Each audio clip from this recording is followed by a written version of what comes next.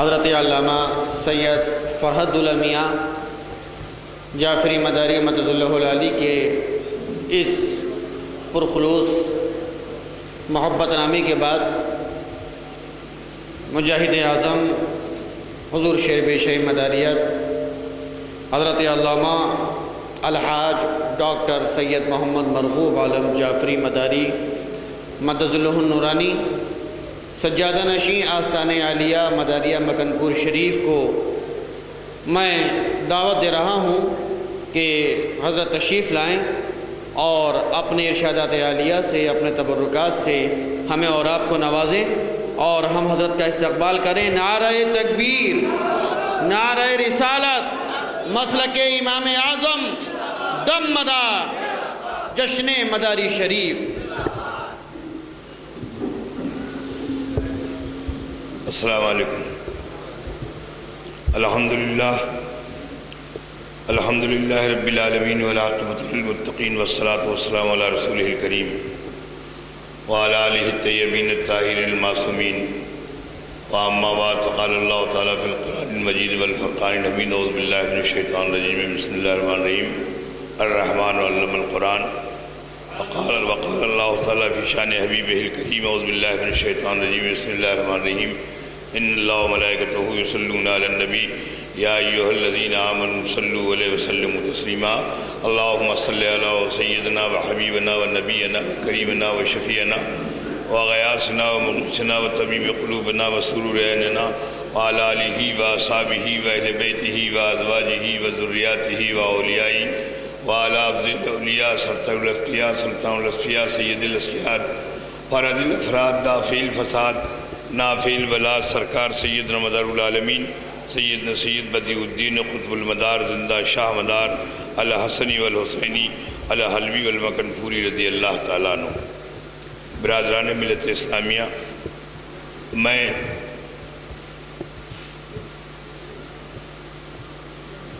آج کے پروقار اور مسرت اور خوشیوں کے اس حسین ماحول میں صرف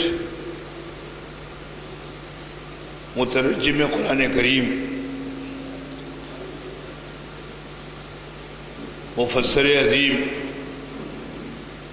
اور محدث کبیر کو ہی مبارکباد پیش نہیں کرنا چاہتا ہوں، بلکہ خدا کی قسم پورے اہل مراد آباد کو اور بالخصوص تمام ان سنی مراد آباد کے بھائیوں کو جن کو اللہ تبارک و تعالیٰ نے سید انتخاب حسین کے شکل میں ایک نعمت غیر مترقبہ عطا فرما دی ہے، ان کو مبارکباد پیش کرنا چاہتا ہوں۔ آج اس دور میں خاص طور سے مولانا انتخاب صاحب ایک مسئلہ بن گئے ہیں، اور مسئلہ صرف اس لیے بنایا جا رہا ہے ان کو کہ جب نور پھیلتا ہے تو اندھیرا دور ہو جاتا ہے، جب روشنی آتی ہے تو سب کچھ صاف صاف دکھائی دینے لگتا ہے۔ مولانا انتخاب قدیری کے عظیم الشان خدمات جلیلہ کے بعد قرآن مقدسہ کی ترجمے اور تفسیر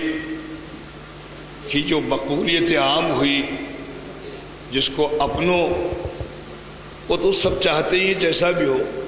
غیروں نے اتنا سراہا ہے اور جتنی تعریفیں کی ہیں میرے سامنے، وہ جو دشمن ہیں وہ بھی کہتے ہیں، اور جس انداز سے کہتے ہیں کہ میں نے سارے ترجمے اور تفسیر دیکھے لیکن انتخاب قدیری صاحب نے جو کچھ کیا ہے واقعی یہ ایک مثال ہے، اور اب اس سے اچھا ترجمہ ہم کو مل نہیں پائے گا۔ اس کے بعد مداری شریف کا منظر عام پر آنا، میں سمجھتا ہوں کہ اس گروہ کی موت بن جائے گا جس نے یہ سمجھ رکھا تھا کہ اب ہم شاید ہم سے جدا ہو کر کے انتخاب قدیری صاحب جو ان کا وجود قائم نہیں رہے گا۔ مجھے یقین کامل ہے اور میں دل کی گہرائیوں سے آپ سے یہ بات عرض کرنا چاہتا ہوں کہ وہ وقت اب دور نہیں ہے جب منافقت اپنی موت خود مر جائے گی۔ میں نے ایک سوال قائم کر رکھا ہے، پورے اس جرگے سے، چونکہ میرا کام نہیں، میں نام لیتا نہیں ہوں، جس پورے گروپ نے انتخاب قدیری صاحب کے لیے اپنی چاروں طرف سے مشین گنیں کھول رکھی ہیں، ان پہ میرے چند سوال ہیں جو پورے ہندوستان میں گونج رہے ہیں کہ یہ بتاؤ انتخاب قدیری صاحب کے اندر کون سی کمی آ گئی، کہ سامنے بھی میں نے کہا اور بار بار کہا اور ہر جلسے میں کہا ہے میں نے، مولانا انتخاب قدیری صاحب نے خدا کو چھوڑ دیا، رسول خدا کو چھوڑ دیا، صحابہ کو چھوڑ دیا، تابعی کو چھوڑ دیا، تابع تابعی کو چھوڑ دیا، شہداء کو چھوڑ دیا، ائمہ کو چھوڑ دیا، حضور سیدنا غوث اعظم کو چھوڑ دیا، سرکار قطب بدار کو چھوڑ دیا، حضور سیدنا غریب نواز کو چھوڑ دیا، سرکار سیدنا مخدوم اشرف کو چھوڑ دیا، حضور شاہ جی محمد شیر میاں کو چھوڑ دیا، سرکار سیدی صابری پیا کو چھوڑ دیا، حضرت وارث پاک کو چھوڑ دیا۔ کون ہے جس کو چھوڑ دیا ہے؟ ایک مولوی کو چھوڑا ہے، اور مولوی کی چھوڑ دینے سے کسی کے ایمان پر، اسلام پہ کوئی فرق نہیں پڑتا۔ اس کا جواب دیں، میں بار بار جواب مانگ رہا ہوں، جواب دو، ثبوت دو کسی کے عالم کے ماننے نہ ماننے سے ایمان کے کیا تعلق ہے؟ جواب دو کسی مفتی کو نہ ماننے سے یا پوری بریلی کے نہ ماننے سے ایمان اسلام کا کیا تعلق ہے؟ ایمان ایمان ہے، اسلام اسلام ہے۔ انتخاب قدیری کل بھی سنیت کے تاجدار تھے، آج بھی ہے، انتخاب قلبی امیر اہل سنت تھے، آج بھی ہیں، اور انشاءاللہ تعالی بفیضان حضور سید مدار العالمین یہ فیضان قطب البدار، یہ فیضان غوث الورا، یہ فیضان شاہ جی محمد شیر میاں، یہ فیضان عبد البصیر میاں، یہ فیضان مخدوم اشرف اسی طرح سمندروں کی طرح امٹتا ہوا بڑھتا چلے گا، اور سب منافقت میں ڈوبتے چلے جائیں گے، یہ بچ نہیں پائے گا۔ آج مداری شریف کے بعد میں آپ محسوس کر رہے ہوں کہ میری آواز بیٹھی ہوئی ہے۔ ابھی ایک پروگرام ٹھریا میں ہوا تھا، اور ٹھریا میں خواجہ صاحب بھی موجود تھے، وہ دیوانے بھی ایسے ہیں، بڑی شدید بارش ہوئی، نہ خود ہٹکے اور اٹھ کے گئے نہ ہم لوگوں کو جانے دیا، تو حضور ہم بھی بیٹھے ہیں اور آپ بھی پڑھتے رہیے، اس بارش کا اثر ہے یہ۔ مجھے تو دل کی انتہائی کہ آپ سے ایک بات عرض کرنا ہی، یہ مداری شریف سامنے رکھی ہوئی ہے، بس اب ذمہ داری انتخاب قدیری صاحب کی ختم ہو گئی ہے۔ محدث کبیر نے اپنا کام پورا کر دیا ہے، اس مشن کو ہم کو اور آپ کو سب کو آگے بڑھانا ہے۔ یہ مداری شریف ہر گھر کی زینت بنے، یہ مداری شریف ہر پڑھے لکھے گھر میں پہنچے، یہ مداری شریف ہم اپنی بیٹیوں کو پیش کریں، یہ مداری شریف ہم اپنے احباب کو تحفوں میں پیش کریں۔ اس مداری شریف کو گھروں میں صرف رکھے ہی نہیں، بلکہ بڑی سچی بات یہ ہے، خواجہ صاحب نے ایک شعر کہا تھا، میرا تو دل جو تھا وہ اچھل رہا تھا کہ کسی بھی موضوع پر میں نے اس کو دیکھوں گا انشاءاللہ تعالی، جتنا دیکھا ہے کوئی سوال بھی آپ کے ذہن میں قائم ہو، یہ انتخاب قدیری صاحب دعوت برکاتہ القدسیہ کی سب سے بڑی کامیابی ہے، اور یہی سب سے بڑی ان کی عطا اور دین ہے۔ جو سوال آپ کے ذہن میں قائم ہو آپ اس کو اٹھا کے دیکھ لیں، جواب مل جائے گا۔ جو تلاش کرنا چاہیں وہ چیزیں جو بالکل ہی غیر ضروری ہیں، جس کو بریلویت نے خاص طور سے مستحب کو فرض کا درجہ دے دیا ہے، اتنا بڑھا دیا ہے کہ آدمی اس میں الجھ کے رہتا ہے، سیدھا سیدھا احادیث مقدسہ کی شکل میں آپ کے سامنے جواب آ جائے، پڑھ لیجیے، سمجھ لیجیے۔ تو آج مجھے اب اس وقت خاص طور سے وہ تمام افراد جو اتنی دور دور سے آئے ہیں، ہمارے بدایوں روجہ سے لوگ جن کی گاڑی خراب ہو گئی، بار مبارکباد کے مستحق ہے کہ آپ لوگ آ گئے، اور کچھ نہ صحیح تو کم سے کم محدث کبیر کا دیدار تو آپ کر ہی لیں، سب کو دیکھ لیں، آپ کی شرکت بارگاہ مصطفیٰ صلی اللہ علیہ وسلم میں قبول ہو جائے، فیضان سرکار سیدنا غوث اعظم آپ کو ملے، اور بارگاہ مدار العالمین کے فیض آپ کے شامل حال رہی، یہ آپ کی سب سے بڑی کامیابی ہے۔ میں ابھی تو اس کی 2 جلدیں آنا باقی ہیں، لیکن اپنے دل کی ایک آرزو، ایک خواہش خاص طور سے محدث کبیر کی نظر کرنا چاہتا ہوں، اور وہ یہ ہے کہ ابھی آپ کو کام اور کرنا ہے، اللہ تبارک و تعالیٰ آپ کو عمر خضر دے۔ ہم اہل سنت والجماعت کسی کے محتاج نہیں ہیں، اور میں نے اعلان کے ساتھ ہمیشہ کہا ہے، آج اہل مراد آباد کے سامنے بھی دہرا دینا چاہتا ہوں کہ دنیا دیوبند اگر یہ سمجھتی ہے کہ ہم نے اسلام کو فروغ دیا پھیلایا ہے تو جھوٹے ہیں، اور دنیا بریلی اگر یہ سمجھتی ہے کہ ہم نے سنیت کو پھیلایا اور فروغ دیا تو وہ جھوٹے ہیں۔ اس لیے ان دونوں کا کوئی مقام ہی نہیں۔ ایک دارالعلوم 1860 میں دیوبند میں بن گیا تھا، ایک مدرسہ منزل اسلام 1905 میں بریلی میں بن گیا۔ اسلام اور یہ سنیت کے دیوانے ہزاروں سال سے اس ملک کے اندر پروان چڑھ رہے ہیں، ان پر کسی کا احسان نہیں۔ ان سے فائدہ اٹھایا ہے لوگوں نے، بنام غوث الورا، بنام قطب مدار، بنام غریب نواز، بنام مخدوم اشرف، بنام شاہ برکت اللہ، فائدہ اٹھایا، اور اتنا اٹھایا کہ سرداری کے لیے اپنے کو پیش کر دیا۔ لیکن جب ان کی ہی بارگاہ سے ٹھوکریں مار دی جائیں تو سرداری ان کو ملتی ہے جو مقبول بارگاہ ہو جاتا ہے، جو مردود بارگاہ ہو جاتا ہے، ہمیشہ کے لیے تباہ ہو جاتا ہے۔ فقہ کی کتاب کی ضرورت ہے، بہت ضروری، بہت شدت کے ساتھ۔ دو کتابوں کے لیے میری درخواست ہے امیر اہل سنت سے۔ ایک تو فقہ کی وہ کتاب جو عام مسائل ہیں، کس شخص نے اپنی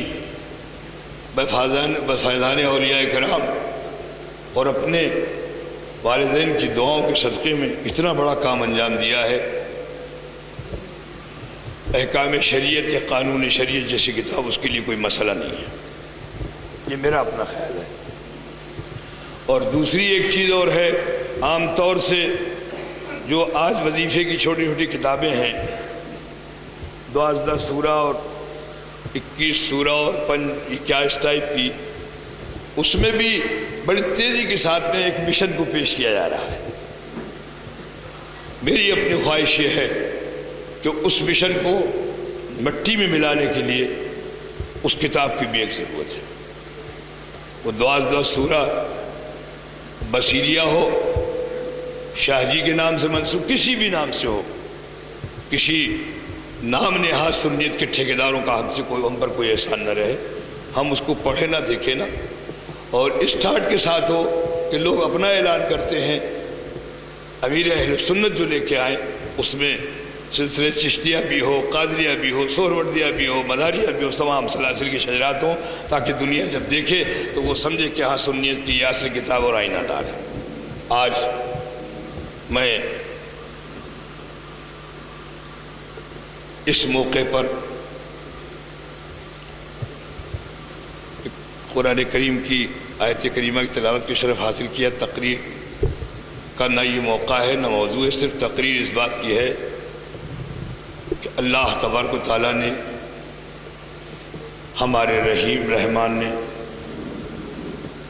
قرآن کا علم دیا، قرآن سکھایا، قرآن پڑھایا، قرآن ہمارے سامنے آیا، اور قرآن کو سمجھنے کے لیے جو سب سے بڑی ضرورت تھی وہ ہے احادیث مقدسہ۔ علم قرآن میں الجھ کے اگر کوئی رہ گیا تو پھر وہ اہل قرآن بن گیا اور اسلام کو پوری طرح سمجھ نہیں سکا۔ آج بھی اگر اسلام کو سمجھنا ہے اور صحیح معنی میں مسلمان ہونا ہے تو قرآن مقدسہ کو اگر احادیث پاک مصطفیٰ صلی اللہ علیہ وسلم کی روشنی میں دیکھا جائے گا اور سمجھا جائے گا تبھی ایمان مکمل ہوگا اور کامل ہوگا۔ اس سے ہٹ کے اگر دیکھا جائے گا تو الجھ کے رہ جائے گا اور اسی مقام پہ پہنچ جائے گا جس کا خود اعلان قرآن نے کیا ہے کہ کتنے ایسے ہیں جو اس کو پڑھ کر کے گمراہ ہو گئے اور کتنے ایسے ہیں جو اس کو پڑھ کے ہدایت پائے۔ لیکن جنہوں نے قرآن کے مطالعہ کیا، قرآن پڑھا اور یہ شرف ان کو ملا اور ان کے سامنے بارگاہ مصطفیٰ کا نور، احادیث کریمہ کے تمام چیزیں موجود رہی اور فرمان مصطفیٰ کی روشنی میں قرآن کو پڑھا، پھر اس کی روشنی میں جب دنیا میں آگے بڑھے ہیں تو کہیں غوث بن کے چمکے ہیں، کہیں مدار بن کے چمکے ہیں، کہیں خواجہ بن کے چمکے ہیں، کہیں اشرف بن کے چمکے ہیں، کہیں برکت بن کے چمکے ہیں، کہیں شاہ جی بن کے چمکے ہیں، کہیں عبد القدیر بن کے چمکے ہیں، کہیں عبد البصیر بن کے چمکے ہیں، کہیں وارث پاک بن کے چمکے ہیں، کہیں صابر پاک بن کے چمکے ہیں، کہیں نظام الدین بن کے چمکے ہیں۔ پھر دنیا میں کوئی ان کی چمک کو، ان کی عظمتوں کو مٹا نہیں پایا ہے۔ اس لیے ضرورت ہے کہ ہمارے سامنے قرآن مقدسہ ہو، وہ قرآن جس کا ترجمہ اور تفسیر بڑی محنت کے ساتھ بڑی خدمت کی جذبہ لے کر کے امیر اہل سنت نے کیا ہے، اور وہ حدیث مقدسہ کی کتاب جو مداری شریف کے نام سے اس کی پہلی جلد ہمارے سامنے آئی ہے، 2 جلدیں ابھی اور آنا ہے۔ دعا کیجیے آپ سب بھی اور میں بھی کرتا ہوں کہ اللہ تبارک و تعالیٰ آنے والے عرص مدار العالمین کے موقع تک ان دونوں جلدوں کو بھی ہمارے سب کے سامنے لے آئے، ہم بھی ان کو دیکھ سکیں اور اس سے فیضیاب ہو سکیں، اکتساب فیض کر سکیں، اور اللہ کے محبوب دانہ غیوب صلی اللہ تعالیٰ علیہ وآلہ وسلم کے اس مقدس فرامین کا پڑھنے اور سمجھنے کے بعد اپنی زندگی میں داخل کر کے صحیح معنی میں غلام مصطفیٰ اور عاشق رسول بن کے دنیا کے سامنے اپنی سنیت کا اعلان کر سکیں۔ وما علینا الا البلاغ۔